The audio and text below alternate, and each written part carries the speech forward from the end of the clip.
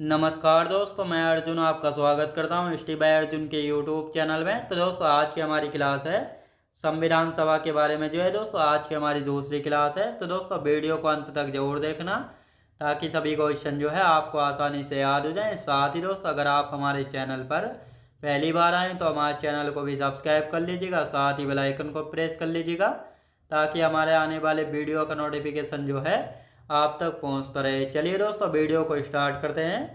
तो आज की क्लास में हम जानने वाले हैं दोस्तों संविधान सभा के बारे में, और आज की हो जाती है हमारी दूसरी क्लास। तो 2 मिनट जो है हम कल की क्लास का रिवीजन करेंगे और उसके बाद जो है हम आगे की चर्चा करेंगे। कल की क्लास में हमने जाना था दोस्तों संविधान सभा के बारे में कि संविधान सभा में जो है संप्रदाय के आधार पर जो है कितने सदस्य थे। सामान्य से 213 सदस्य थे, मुस्लिम की तरफ से 79 सदस्य, महिलाएं 15 थीं, अनुसूचित जनजाति की तरफ से 33 सदस्य थे, अनुसूचित जाति की तरफ से 26 थे और सिखों की तरफ से 4 सदस्य थे। और साथ ही दोस्तों हमने जाना था कैबिनेट मिशन आया था मार्च 1946 में, जिसकी सिफारिश पर जो है संविधान सभा का गठन हुआ था 6 दिसंबर 1946 को। तो ये आपको अच्छे से याद रखना है। तो आज की क्लास में हम जानने वाले हैं संविधान सभा की प्रमुख महिलाओं के बारे में। तो संविधान सभा में कितनी महिलाएं थी? 15 महिलाएं थी। अब इनको देख लेते हैं कौन कौन सी ये 15 महिलाएं थी। जैसे संविधान सभा की प्रमुख महिलाएं सुचेता कृपलानी, जो कि यूपी की प्रथम महिला सीएम भी थी, और इनको जो है उत्तर प्रदेश से जो है चुना गया था। और ये उत्तर प्रदेश जो है पहले संयुक्त प्रांत यानी यूनाइटेड प्रोविंस के नाम से जो है जाना जाता था। साथ ही विजय लक्ष्मी पंडित, इनको जो है उत्तर प्रदेश से चुना गया था। पूर्णिमा बनर्जी उत्तर प्रदेश से चुना गया था। कमला चौधरी, इनको भी जो है उत्तर प्रदेश से चुना गया था। बेगम एजाज रसूल उत्तर प्रदेश से चुना गया था, जो कि संविधान सभा में एकमात्र मुस्लिम महिला थी। तो दोस्तों उत्तर प्रदेश से जो है सबसे ज़्यादा चुनी गई थी महिलाएं, 5 महिलाएं चुनी गई थी काय में संविधान सभा में। तो ये आपको अच्छे से याद रखना है, यानी सुचेता कृपलानी जो कि उत्तर प्रदेश से चुनी गई थी, और साथ ही यूपी की जो है पहली महिला सीएम भी बनी थी। विजय लक्ष्मी पंडित, इनको भी उत्तर प्रदेश से चुना गया था। पूर्णिमा बनर्जी उत्तर प्रदेश से, कमला चौधरी उत्तर प्रदेश से, बेगम एजाज रसूल जो कि संविधान सभा में एकमात्र मुस्लिम महिला थी, कहाँ से? उत्तर प्रदेश से जो है चुनी गई थी। अब आते हैं राजकुमारी अमृता कौर, इनको मध्य प्रांत से चुना गया था। सरोजनी नायडू जो कि यूपी की जो है प्रथम महिला राज्यपाल बनी थी, इनको बिहार से चुना गया था। हंसा मेहता बम्बई से इनको चुना गया था। जी दुर्गाबाई मद्रास से इनको चुना गया था। दक्षयानी बेलायुधन, ये जो है संविधान सभा में प्रथम यानी एकमात्र दलित महिला थी, जो कि मद्रास से इनको चुना गया था।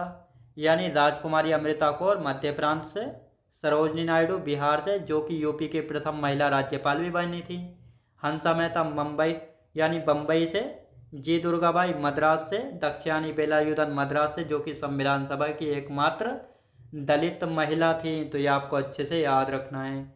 अब आते हैं अम्मी स्वामीनाथन यानी अम्मू स्वामीनाथन मद्रास से इनको, मालती चौधरी उड़ीसा से इनको, रेणुका राय पश्चिम बंगाल से, लीला राय पश्चिम बंगाल से, और एनी मस्करीनी ट्रावनकोर से। तो ये आपको अच्छे से याद रखना है, यानी अम्मू स्वामीनाथन को मद्रास से, मालती चौधरी को उड़ीसा से, रेणुका राय को पश्चिम बंगाल से, लीला राय को पश्चिम बंगाल से, एनी मस्करीनी को ट्रावनकोर से। तो ये 15 महिलाएं थी जो कि संविधान सभा में थी। तो ये आपको अच्छे से याद रखना है कौन सी कहाँ से चुनी गई थी, ये भी अब आपको समझ आया होगा। अब दोस्तों यहाँ पे हम बात करते हैं स्वतंत्रता के बाद। स्वतंत्रता के बाद जो है संविधान सभा में कितने सदस्य बचे थे, यानी हमने कल की क्लास में जाना था जब संविधान सभा बन गई थी तो संविधान सभा में कितने सदस्य थे।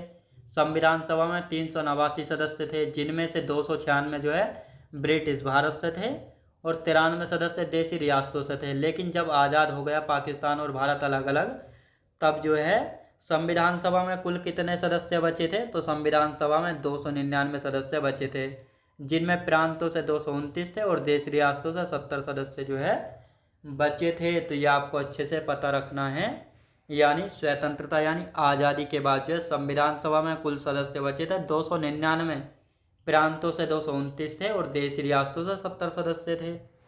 अब यहाँ पर जो है कुछ इंपॉर्टेंट फैक्ट है जहाँ से जो है क्वेश्चन बनते हैं। जैसे संविधान सभा के सचिव कौन थे? HBR अयंगर जो है ये संविधान सभा के सचिव यानी सेक्रेटरी थे, याद रखेंगे। संविधान सभा के संवैधानिक सलाहकार कौन थे? VN राव यानी वेनिगल नरसिंह राव थे। और यही जो है संविधान का जो है प्रारूप पेश करेंगे। तो ये भी आपको अच्छे से याद रखना है और यहाँ पे नोट करके लिखेंगे।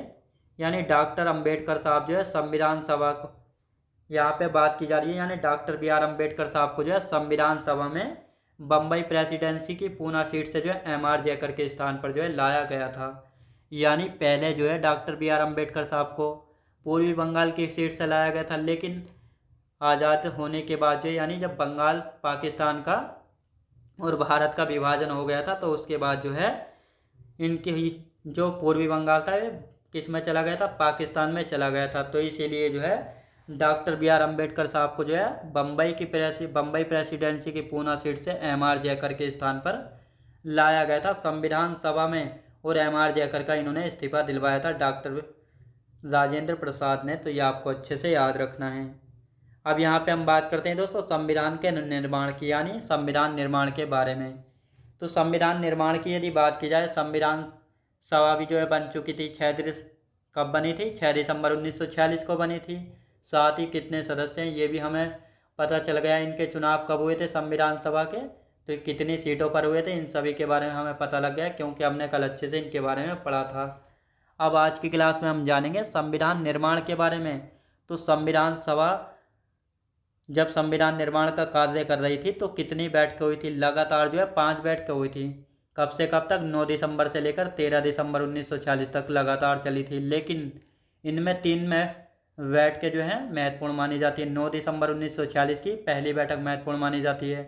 11 दिसंबर 1940 की ये क्रम से तीसरी बैठक है, लेकिन महत्वपूर्ण बैठक में दूसरी है। फिर 5वीं क्रम से 5वीं है 13 दिसंबर 1940 की, लेकिन महत्वपूर्ण बैठक में तीसरी है। तो ये आपको अच्छे से याद रखना है। इन सभी के बारे में जानेंगे। संविधान का प्रारूप कौन पेश करता है, इसकी जांच कौन करेगा और कब रिपोर्ट पेश की होगी, और इसके बारे में अच्छे से हम जानेंगे। तो यहाँ पे हम बात करते हैं संविधान सभा की प्रथम बैठक। तो संविधान सभा की जो है प्रथम बैठक 9 दिसंबर 1946 को दिल्ली में हुई थी। इसके अध्यक्ष बनाए गए थे डॉक्टर सच्चिदानंद सिन्हा, जो कि अस्थायी अध्यक्ष जो है बनाए गए थे। क्योंकि जब संविधान सभा की प्रथम बैठक दिल्ली में हुई थी, तो संविधान सभा की प्रथम बैठक में कुल सदस्यों ने भाग लिया था, यानी 211 सदस्यों ने भाग लिया था। लेकिन अन्य स्रोत में जो है 207 भी लिखा मिल सकता है। दोनों ही सही है, दोनों ऑप्शन को सही माना गया है, क्योंकि ये एक साथ नहीं आएंगे, अलग अलग आएंगे। अगर एक साथ आते हैं तो 211 को ज़्यादा महत्व देंगे, लेकिन अभी तक एक साथ दोनों ऑप्शन नहीं आए हैं, इसलिए आप इसको ऑप्शन के अनुसार दो या देख लेंगे। जब संविधान सभा की पहली बैठक हुई थी 9 दिसंबर 1940 में, तो इसमें जो है सबसे बुजुर्ग यानी सबसे वरिष्ठ व्यक्ति कौन थे? डॉक्टर सच्चिदानंद सिन्हा थे। तो इसीलिए जो है संविधान सभा की प्रथम बैठक का अस्थायी अध्यक्ष के रूप में इनको चुन लिया गया था। और साथ ही यहाँ पे नोट लिखेंगे, यानी मुस्लिम लीग ने संविधान सभा की प्रथम बैठक का बहिष्कार किया था, यानी इसमें जो है भाग नहीं लिया था। और इसीलिए ब्रिटिश के पूर्व प्रधानमंत्री हुए थे जिनका नाम है विंस्टन चर्चिल, इन्होंने कहा था संविधान सभा की प्रथम बैठक एक ऐसा विवाह है जिसकी दुल्हन ही गायब है। क्यों कहा था? क्योंकि संविधान सभा के प्रथम बैठक में मुस्लिम लीग ने जो है भाग नहीं लिया था, तो इसलिए इन्होंने ऐसा जो है स्टेटमेंट यानी कथन जो है कहा था। और साथ ही जो संविधान सभा की प्रथम बैठक थी, इसमें जो है प्रसन्न दास का शोक संदेश पढ़ा था डॉक्टर सच्चिदानंद सिन्हा ने। तो ये आपको अच्छे से याद रखना है। अब यहाँ पे हम बात करते हैं यानी सेकेंड महत्वपूर्ण बैठक, लेकिन क्रम के अनुसार देखा जाए तो ये तीसरी है।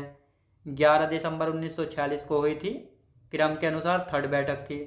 अब इसके अध्यक्ष बनाए जाते हैं डॉक्टर राजेंद्र प्रसाद, जो कि स्थायी यानी परमानेंट चेयरमैन या स्थायी अध्यक्ष जो है इनको बनाया गया था। किसको? डॉक्टर राजेंद्र प्रसाद को। कब बनाया गया था? 11 दिसंबर 1946 की बैठक में बनाया गया था।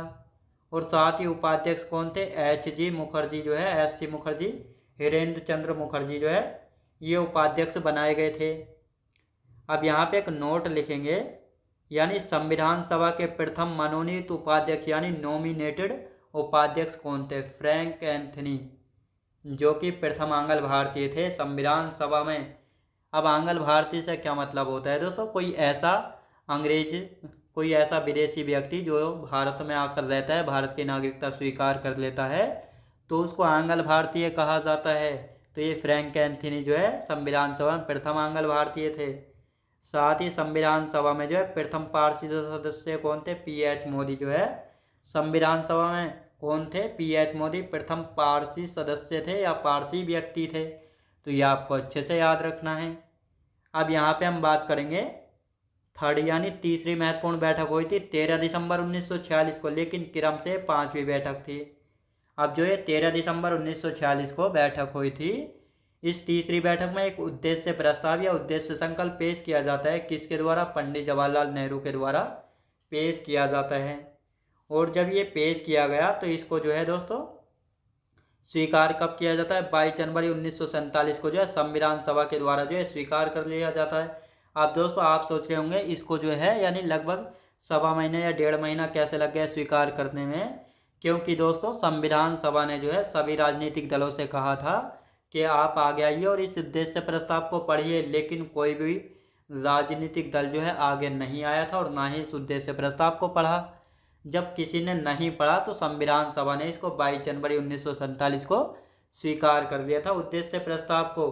और यही उद्देश्य प्रस्ताव है जो आगे चलकर जो है प्रस्तावना के रूप में स्वीकार कर लिया जाएगा 26 नवंबर 1949 को। तो ये आपको अच्छे से याद रखना है। अब यहाँ पे एक कथन यानी स्टेटमेंट है, संविधान सभा ही कांग्रेस थी और कांग्रेस भारत, ये जी ऑस्टिन ने कहा था। यानी जो संविधान सभा है ये ही कांग्रेस थी और ये कांग्रेस भारत। अब ऐसा क्यों कहा था? क्योंकि ये उद्देश्य प्रस्ताव जो है कांग्रेस के द्वारा ही स्वीकार किया गया था और इसीलिए कोई भी इसको पढ़ने आगे नहीं आया था। तो ये आपको अच्छे से याद रखना है। तो ये स्टेटमेंट भी पूछे जाते हैं कि संविधान सभा ही कांग्रेस थी और कांग्रेस भारत, ये स्टेटमेंट यानी कथन किसने किया था? जी ऑस्टिन यानी ग्रेवलिन ऑस्टिन ने दिया था। और ये जी ऑस्टिन कौन थे? ब्रिटेन के कानून ज्ञाता थे और इनकी एक बुक थी द इंडियन कॉन्स्टिट्यूशन कंसर स्टोन, याद रखें दोस्तों, corner stone of a nation, याद रखें दोस्तों, यानी द इंडियन कॉन्स्टिट्यूशन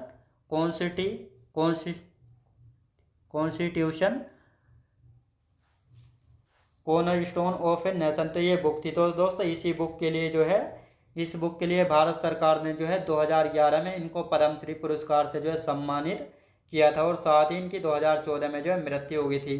तो जी ऑस्टिन की यदि बात करते हैं तो ये जो है ब्रिटेन के कानून ज्ञाता थे और इनकी एक बुक थी the Indian constitution corner stone of a nation. इसी बुक के लिए जो है भारत सरकार ने 2011 में इनको पद्मश्री पुरस्कार से सम्मानित किया। और इनकी मृत्यु की बात करेंगे तो 2014 में इनकी मृत्यु हो गई थी जी ऑस्टिन की। अब यहाँ पे हम बात करते हैं दोस्तों संविधान के प्रारूप की। तो संविधान के प्रारूप को जो है हम कल की क्लास में अच्छे से जो है पढ़ेंगे। संविधान के प्रारूप को जो है BN राव बेनेगल नरसिंह राव के द्वारा जो है अक्टूबर 1947 में पेश किया जाता है और इसकी जांच के लिए जो है प्रारूप समिति का गठन किया जाता है 29 अगस्त 1947 में। प्रारूप समिति जिसको ड्राफ्टिंग कमेटी भी कहा जाता है, इसमें एक अध्यक्ष होंगे और 6 अन्य सदस्य होंगे।